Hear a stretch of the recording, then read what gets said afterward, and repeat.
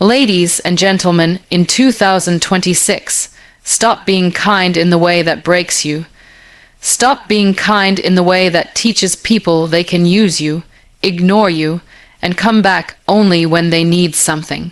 Stop being kind to people who only value you when they need you, because this kind of kindness slowly teaches you that your worth is connected to how useful you are. You become important only when you can solve a problem, only when you can listen, only when you can give time, money, effort, or emotional support.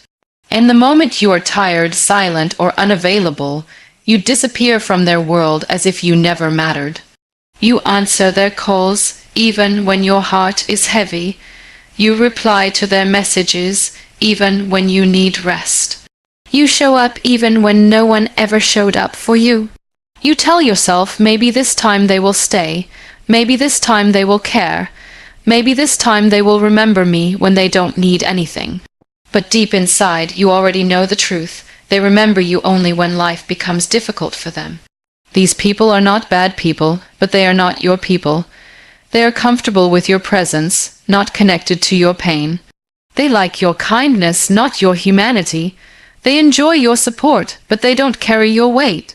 And when you are struggling, they suddenly become busy, distant, unavailable, or silent. You slowly start adjusting yourself for them. You delay your own work, you ignore your own needs, you shrink your emotions so you don't look demanding. You smile even when you feel empty because you don't want to seem difficult, and in doing so, you teach people that access to you has no cost. Kindness should never require self-betrayal. If being kind means you are always the one giving and never receiving, then it is not kindness, it is conditioning. You are being trained to accept less than you deserve. You are being trained to stay quiet when something hurts. You are being trained to believe that love and respect must be earned by sacrifice. People who value you only when they need you will never see your exhaustion. They will never notice your silence. They will never ask how you are unless it benefits them. And if one day you stop giving, they won't ask what happened. They will simply replace you with someone else who is willing to give more. This is where you must pause. This is where you must choose differently, not with anger, not with drama, but with clarity. You don't need to announce your boundaries. You don't need to explain your reasons. You simply need to stop overgiving to those who undervalue you. When you stop being endlessly available, some people will disappear. Let them. Their absence will answer questions your kindness never could. When you stop rescuing everyone, you will finally have the energy to save yourself. When you stop pouring into empty cups, you will realize how thirsty you have been all along. You are allowed to prioritize your peace. You are allowed to protect your time. You are allowed to step back without guilt. You are allowed to say, "I cannot do this anymore," without turning it into a long explanation. Real connections do not survive on convenience. Real respect does not show up only in crisis. Real care does not disappear when you stop giving. And if someone can only see your value in moments of need, they were never seeing you. They were only seeing what you could provide. This shift will feel uncomfortable at first. You may feel selfish. You may feel cold. You may feel like you are changing. But what you are really doing is returning to yourself, slowly unlearning the belief that love must hurt and kindness must cost you everything. Kindness without boundaries slowly destroys self-respect because it teaches you to tolerate what you should never accept. At first, it looks harmless. You stay quiet to avoid conflict. You let things slide because you don't want to seem difficult. You forgive quickly, even when the same behavior repeats. You tell yourself that being patient makes you strong, but slowly, patience turns into permission. Every time you ignore your discomfort, you send a message to yourself that your feelings are less important than keeping others comfortable. You begin to doubt your own reactions. You start questioning whether you are overthinking, overreacting, or asking for too much. And in this constant self-doubt, your inner voice becomes quieter. Boundaries are not walls. They are lines that show where you end and where others begin. Without them, people step into your space without asking. They make decisions for you. They take your time, your energy, your emotional labor, and they rarely notice the cost. And because you never stop them, they assume it is okay. Kindness without boundaries often comes from fear. Fear of being disliked, fear of being abandoned, fear of being misunderstood. So you choose silence over honesty. You choose agreement over truth. You choose peace on the surface while chaos grows inside, and the longer this continues, the harder it becomes to recognize yourself. You start doing things you don't want to do. You say yes when your body is screaming no. You tolerate disrespect because confronting it feels exhausting. You allow people to cross lines because you don't want to seem rude. But respect does not come from being easy to deal with. Respect comes from knowing your worth and protecting it. When you lack boundaries, people learn how to treat you. They learn how far they can go. They learn that your kindness has no limit, so they keep taking. And when you finally reach a breaking point, they are shocked because from their perspective, everything was always fine. Self-respect erodes quietly. It doesn't disappear in one moment. It fades through small compromises you make against yourself. It fades when you laugh at jokes that hurt you. It fades when you accept apologies without change. It fades when you stay in situations that drain you just because leaving feels uncomfortable. Boundaries do not make you unkind. They make your kindness honest. When you have boundaries, your yes has meaning. Your help comes from choice, not pressure. Your presence becomes intentional, not automatic. And the people who truly care about you will adjust, not disappear. Those who benefit from your lack of boundaries will resist them. They may guilt you. They may label you as changed, cold, or selfish. But what they really miss is the version of you that never pushed back, the version of you that made their life easier at your expense. Learning to set boundaries requires courage. It requires you to sit with discomfort. It requires you to accept that not everyone will like the new version of you. But the version of you who has boundaries sleeps better, thinks clearer, and stands taller. When you protect your time, your energy, and your emotional space, you send a powerful message to yourself that you matter, that your needs are valid, that your limits are not weaknesses. And slowly, as boundaries become part of your life, self-respect begins to return, not loudly, but steadily, grounding you back into who you are. Saying no is not rude, it is self-protection, because every yes you give costs you something. It costs time, energy, focus, or peace. When you say yes to everything and everyone, you slowly say no to yourself. You overextend, overcommit, and overexplain, until exhaustion becomes your normal state. Many people were taught that saying no is disrespectful, that it makes you selfish, ungrateful, or difficult. So you learn to soften it, you wrap it in excuses, you delay it, you replace it with silence or half promises, hoping the situation will disappear on its own. But avoiding a clear no only creates confusion and resentment. When you don't say no, people assume you are okay. They assume you are available. They assume you can handle more. And because you never correct them, their expectations grow. What started as a small favor becomes a permanent responsibility. What started as help becomes obligation. Self-protection is not about building walls. It is about managing access. You are allowed to decide who gets your time, who gets your energy, and who gets your attention. You are allowed to protect your schedule without guilt. You are allowed to prioritize your mental space without apology. Every no you say creates space for something that matters. Space for rest, space for growth, space for your goals. Space for clarity. When you say no to things that drain you, you make room for things that build you. But this only works when your no is firm and honest. People who benefit from your constant yes will test your no. They will push back. They will ask again in different ways. They will try to make you feel responsible for their disappointment. They may say you have changed. They may remind you of the past. They may question your intentions. This is not because you are wrong, but because your boundaries interrupt their comfort. You don't need to convince anyone that your no is valid. You don't need to provide a long explanation. A simple no is enough. The more you explain, the more people look for loopholes. Clarity protects both sides. It prevents misunderstandings.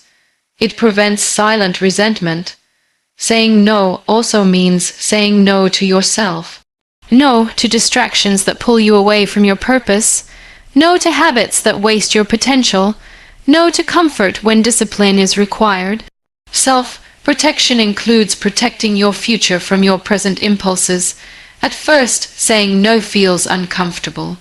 Your body tenses, your mind races, you worry about how you will be perceived, but discomfort is temporary.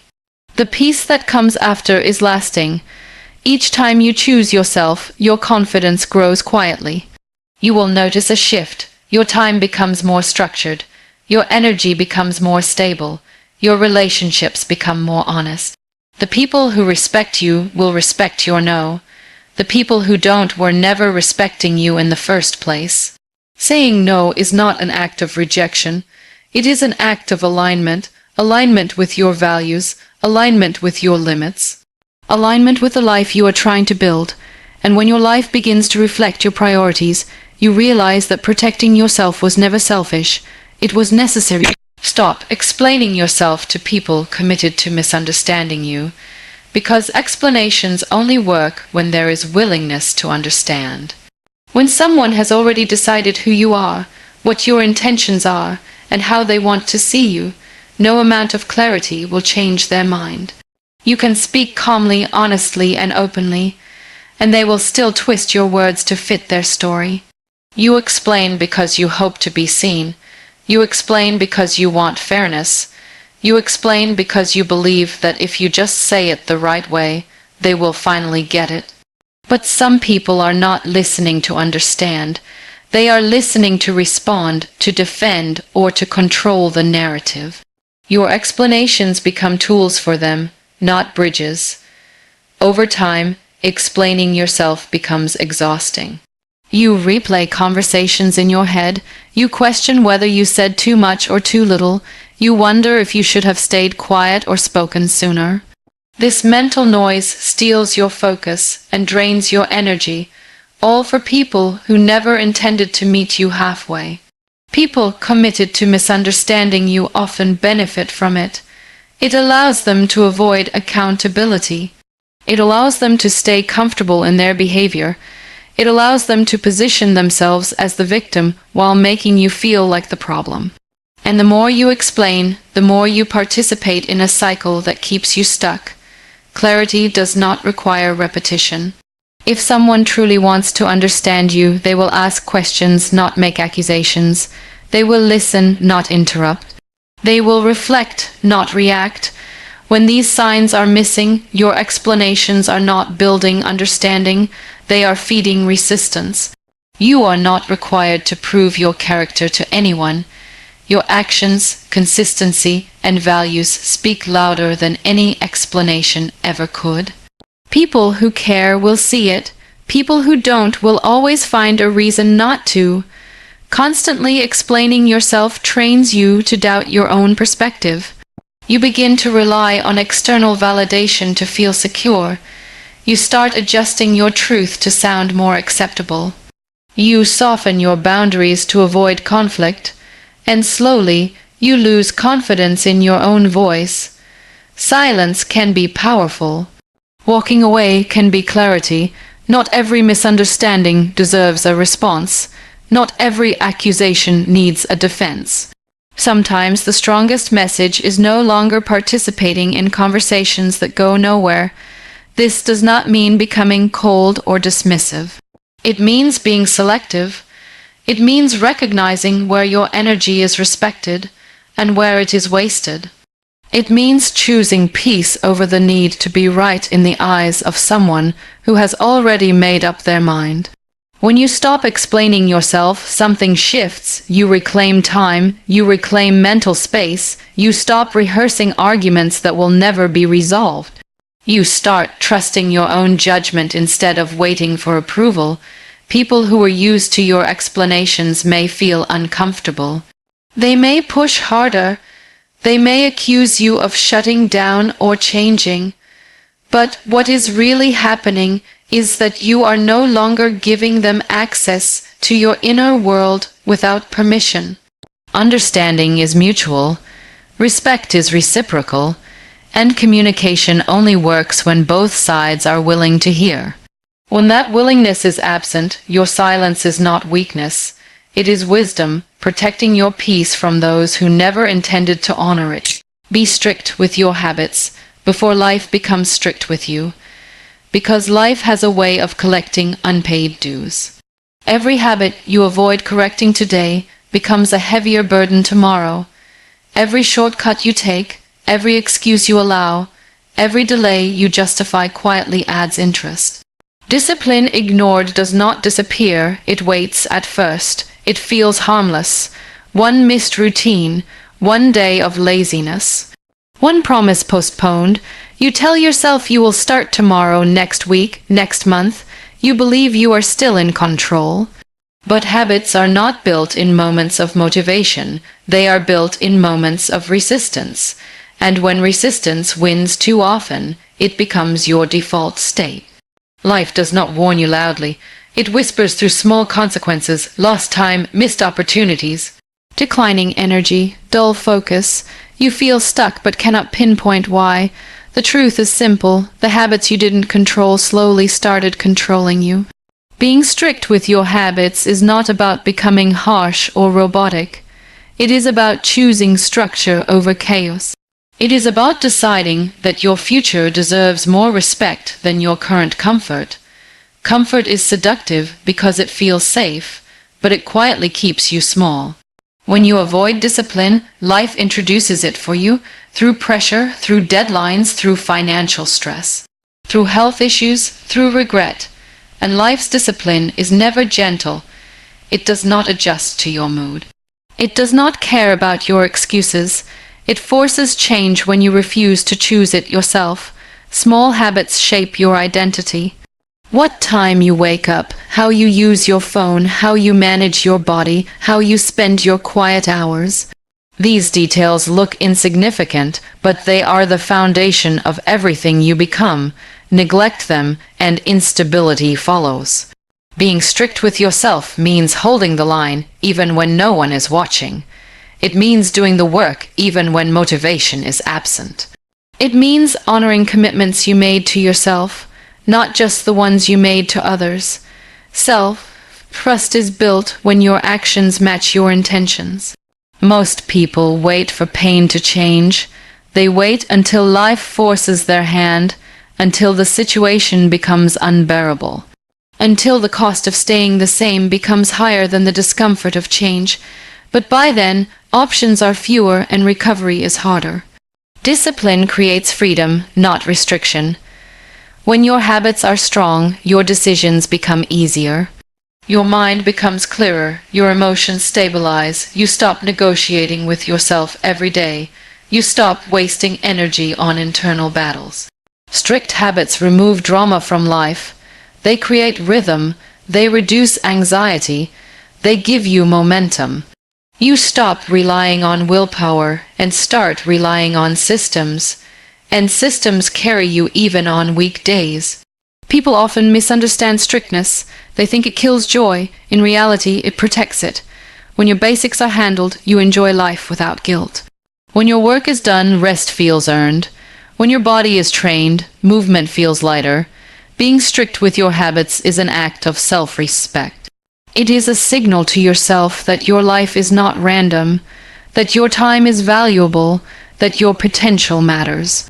It is choosing long-term strength over short-term relief, choosing direction over drift, choosing growth before life chooses struggle for you. Choose self-respect over approval in 2026. Because approval is unstable and self-respect is grounding. Approval changes with moods, benefits, trends, and convenience. One day people clap for you, the next day they question you. If your confidence depends on being liked, you will always be controlled by other people's reactions. For a long time, approval feels rewarding, compliments feel good, validation feels comforting, being accepted feels safe. So you start shaping yourself according to what gets praise. You speak differently, you act carefully, you hide parts of yourself, you delay decisions because you want everyone to agree. Slowly, your life becomes a performance. When you choose approval, you begin to betray yourself in small ways. You laugh at things you don't agree with. You stay silent when something feels wrong. You say yes when you want to say no. You downplay your goals so others don't feel uncomfortable. Each compromise feels small, but together they create distance between who you are and how you live. Self-respect works differently. It does not depend on applause. It does not rise and fall with opinions. It comes from knowing your values and standing by them, even when it costs you acceptance, especially when it costs you acceptance. Self-respect asks a harder question, not will they like me, but will I respect myself after this? Approval often demands that you stay predictable, that you don't change too much, that you don't grow faster than others, that you don't outgrow certain relationships. When you start choosing yourself, some people will feel threatened. They may say you have changed. They may say you are arrogant. They may say you are selfish. What they really mean is that you are no longer manageable. Living for approval keeps you stuck in hesitation. You overthink every move. You replay conversations. You seek reassurance before acting. You wait for permission to become who you already know you need to be. And while you wait, time moves forward without you. Self-respect creates clarity. When you respect yourself, decisions become simpler. You don't need everyone to agree. You don't need to explain your dreams. You don't need to justify your boundaries. You act from alignment, not from fear of rejection. Choosing self-respect does not mean you stop caring about people. It means you stop abandoning yourself to keep them comfortable. It means you stop shrinking so others don't feel challenged. It means you stop negotiating your worth for temporary acceptance. There will be moments when choosing self-respect feels lonely. When the room gets quiet, when support disappears, when familiar faces fade away, this is the cost of authenticity. Not everyone can walk with you when you stop living for their approval, but something else happens too.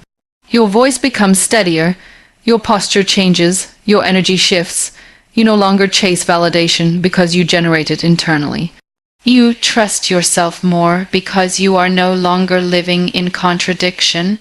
Approval asks you to fit in. Self-respect asks you to stand firm. Approval asks you to be liked. Self-respect asks you to be honest. And when you look back at your life, you will not regret the moments people misunderstood you. You will regret the moments you understood yourself and still chose to stay silent. Be kind to your growth, not to your limits, because growth requires honesty, not comfort. Being kind to your limits means protecting the version of you that avoids effort, avoids discomfort, and avoids responsibility. It feels gentle, but it quietly keeps you stuck in the same place while time moves forward. Limits often disguise themselves as personality traits. You tell yourself you are not disciplined, not confident, not consistent, not ready. You say this is just how you are. But most limits are not who you are. They are habits you repeated long enough to believe. When you are kind to these limits, you stop questioning them and they become permanent. Growth is not soft. It does not ask for permission. It demands adjustment. Being kind to your growth means challenging your excuses, not comforting them. It means choosing what is necessary over what feels easy. It means allowing discomfort to shape you instead of avoiding it. When you protect your limits, you protect fear, fear of failure, fear of judgment, fear of effort. You start designing your life around staying safe instead of becoming capable. You choose environments that don't challenge you. You surround yourself with people who don't question you. You settle into routines that require minimal energy. Growth requires friction. It requires doing things before you feel ready. It requires consistency when motivation is absent. It requires you to look at yourself honestly and admit where you are falling short. This is not self-hate. This is self-responsibility. Being kind to your growth also means being patient with the process, but strict with the standard. You allow yourself time, but you don't lower expectations. You forgive mistakes, but you don't repeat them carelessly. You rest when needed, but you don't quit when things get hard. Many people confuse self-love with self-indulgence. They think loving yourself means avoiding pressure, avoiding structure, avoiding discipline. But real self-love prepares you for life instead of sheltering you from it. It builds strength so challenges don't break you. When you stop being kind to your limits, resistance appears. Your mind argues, your body resists. Old patterns try to pull you back. This is normal. Limits fight to survive. They have kept you comfortable for a long time. Letting them go feels like losing a part of yourself. But what you gain is clarity. You start seeing your potential more clearly. You stop romanticizing your weaknesses. You stop telling stories that keep you small. You start acting like the person you want to become, not the person you have been. Growth changes your relationships. Some people won't recognize you anymore. Some will feel left behind. Some will try to remind you of your old limits. This is not your responsibility. Your responsibility is to honor the direction you chose. Being kind to your growth means choosing long-term strength over short-term relief. It means choosing effort over excuses. It means choosing truth over comfort. Growth does not need encouragement, it needs commitment. And the moment you stop protecting your limits, your life begins to expand beyond the version you once thought was all you could be.